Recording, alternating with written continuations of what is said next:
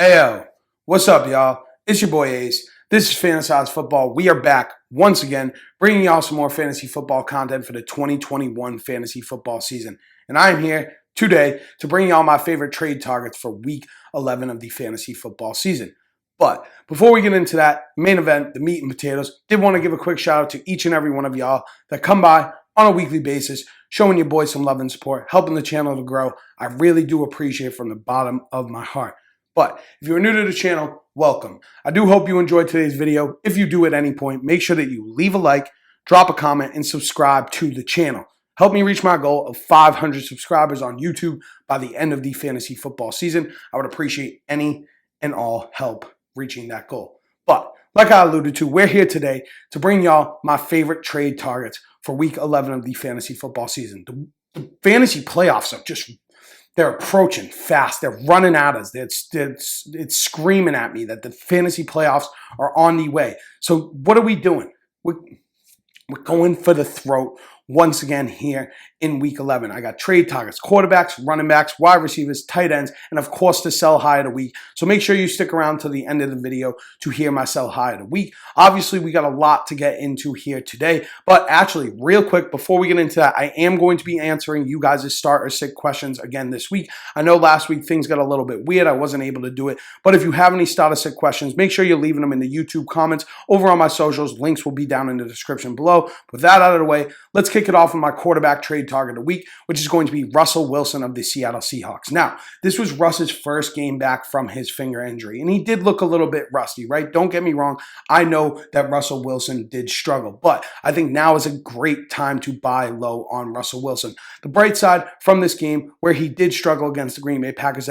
is that Russell Wilson and the Seahawks did throw the ball 40 times. So the volume was there. The passing volume was there from Russell Wilson. And I expect a big time bounce back from Russ and the Seattle Seahawks passing attack, right? Russell Wilson is one of the most elite talents at the quarterback position in the NFL, one of the most elite fantasy options at quarterback as well. So I think now is a great time to go out and try to trade for Russell Wilson, right? He's got a great matchup for the championship week as well. We're thinking forward, right? We're thinking into the future a little bit here. He plays against Detroit in the fantasy championship. I expect this big time bounce back from Russell Wilson. I think that now is a good time to buy just because you got to figure, right? Russ has been out for a few weeks. He struggles in his first week back. The fantasy manager of Russell Wilson is probably a little bit aggravated anyway. So if you can put together a good package, I think Russ is someone you can go out and get at a reasonable value right now. And that is why he is my favorite trade target of the week for week 11.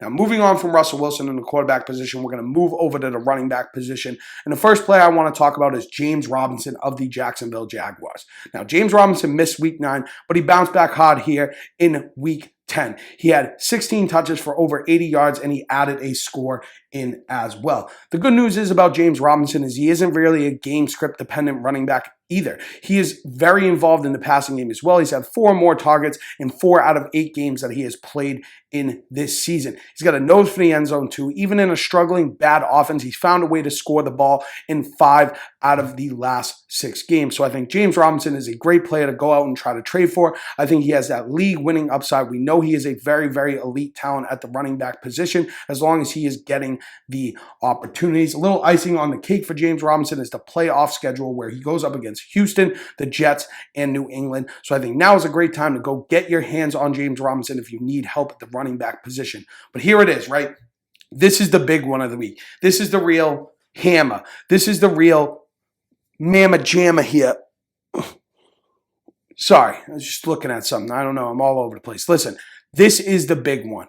Najee Harris of the Pittsburgh Steelers. Listen, I know it is not even close to a buy low. You're probably going to have to pay all the steam, but what are we doing here, right? We're going for the throat, we're going for the gusto, and we're going for championships. It is time that we build our championship level roster. Go out and trade for Najee Harris, right? Najee Harris is averaging nearly 27 touches per game since week 3. He has not once since week 3 had less than 20 touches in a single game. Again, he's a focal point of the offense. Just like I said with James Robinson, he is not game script dependent. He is not game script dependent. He is involved in the passing game. He is obviously heavily involved in the running game, being a focal point of this offense. He gets the Chargers in week 11 as well. This is a great matchup. They just allowed Dalvin Cook to go for 118 total yards and a touchdown in week 10. So I think now is a great time to go out, try to trade for Najee Harris. Whether you need running back, whether you don't need running back, do what you got to do to get your hands on Najee Harris, because I think he could legitimately be the player that puts you over the edge and wins you your league. Moving on from running back, we're sticking with the Pittsburgh Steelers with my first wide receiver, which is going to be Diontae Johnson, obviously of the Pittsburgh Steelers. Now, Diontae Johnson has not broke 13 half PPR points in the last 3 games.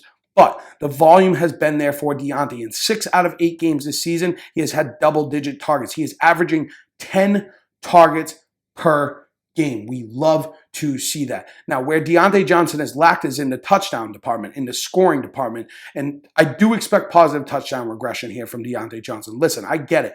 Ben has not played great. Ben has not been very good, but Diontae's only had 3 touchdowns on 82 targets this season. You have to assume that he is going to find the end zone when he is receiving 10 targets a week on average. We always want to assume that with volume is eventually the touchdowns will be there if they have not been. So I think now's a great time to get your hands on Diontae Johnson. Again, playoff schedule here. He's got a matchup against the Chargers next week, like I mentioned with Najee. Not a great matchup for wide receivers, but the playoff schedule. This is also, keep this in mind for Najee as well. The playoff schedule is Tennessee, Kansas City, and the Cleveland Browns.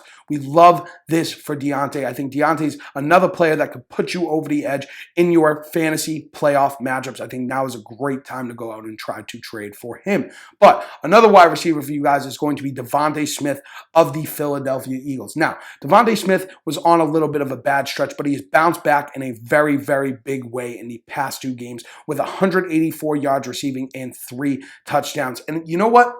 You might have that fantasy manager in the league that's thinking, oh, let me go sell high on Devontae Smith. Listen, if you have Devontae Smith, don't sell high on him. If you don't have Devontae Smith, go get him, right? I like Devontae Smith a lot here. He is a top option. He is the top option in a very thin receiving core on a team with the Philadelphia Eagles that are more than likely going to have to throw the ball a lot moving forward, right? They're going to have to throw the ball a lot. So I like Devontae Smith a lot. I expect big things moving forward from Devontae Smith. Do I think he's going to be scoring 3 touchdowns or 2 touchdowns a week? No.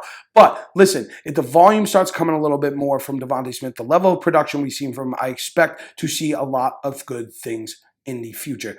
Playoff schedule for Devontae Smith here. Again, we're looking towards the future. We're looking towards the playoffs, the fantasy playoffs, the fantasy championship. That's what we're trying to do. And again, this is another player that could give you a leg up on your competition when it comes time for the fantasy playoffs, because he gets Washington, the Giants, and then Washington in championship week. So now is a great time to go out and get your hands on Devontae Smith. So we got Devontae Smith, Diontae Johnson as our wide receiver trade targets. And now we'll move over to tight end, where I have Darren Waller of the Las Vegas Raiders. Now, Darren Waller has been a bit disappointing for fantasy this season. He has not broke 13 half PPR points since week 1. He's been a bit disappointing.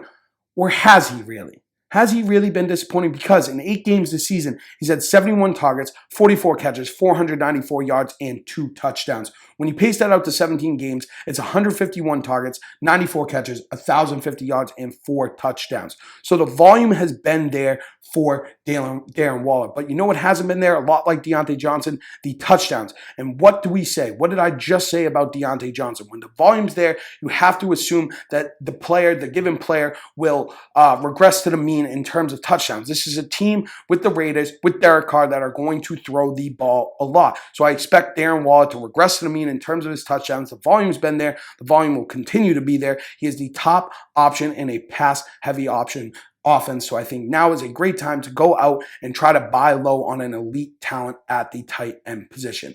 But that wraps up our trade targets. Quarterback, we had Russell Wilson. Running backs, we had James Robinson, Najee Harris. Wide receiver, Diontae Johnson, Devontae Smith. Tight end is going to be Darren Waller. And now it is time to wrap it up with the sell high of the week. And the player I want to talk about here today is A.J. Dillon of the Green Bay Packers. Now, Aaron Jones is obviously out. He got injured in this game, and in week 10, and A.J. Dillon was phenomenal with Aaron Jones out of the lineup. He had 21 carries, 66 yards, 2 touchdowns, and 2 targets, 2 catches for 62 yards. So over 100 total yards from scrimmage, 100 yards from scrimmage, and 2 touchdowns. But I think now is a great time to try to move on from A.J. Dillon because the production levels were very inconsistent with Aaron Jones out of the lineup. Aaron Jones is going to miss 1 to 2 weeks, and when he comes back, it's just going to be the A.J. Dillon of old, right? And we've seen it, right?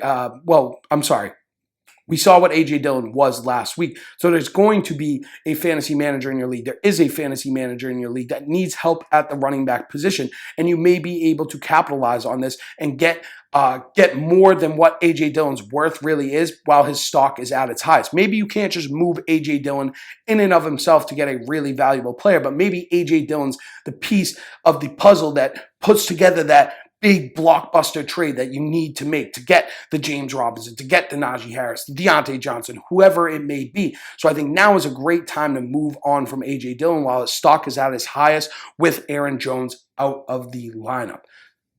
That's it. We are done. Those are my trade targets of the week. That's my sell high of the week. I hope you guys did enjoy today's video. If you did at any point, make sure that you leave a like, drop a comment, and subscribe to the channel. Help me reach my goal of 500 subscribers on YouTube by the end of the fantasy football season.